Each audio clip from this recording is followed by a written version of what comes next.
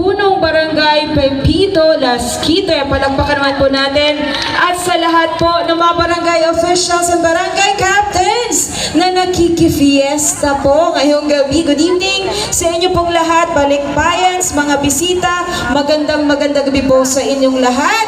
Kamusta ho kayo? Ayan, mabuti. So, maikli lamang po ang aking mensahe. Alam niyo ho ba? Napakabilis po ng panahon, napakabilis ng taon, tama ho?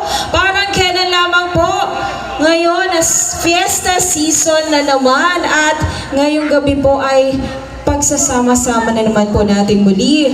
At bilang pasasalamat po, tanggapin nyo rin po ang aming pagmamahal sa lahat po ng suporta, sa lahat po ng programa ng Administrasyong Kiambao Sabangan.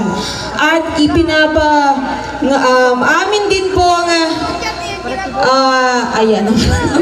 ang ipagpapatuloy alin po ang total quality service, at yan po ay ang pagbibigay po ng tiyak na malinis na pamamahala dito ho sa Balon Bayambang. At hindi ho yan magiging posible, hindi ho tayo magiging maunlad at progresibo kung wala ho kayo na sumusuporta. Kaya palakpakan man po ninyo ang inyong mga sarili.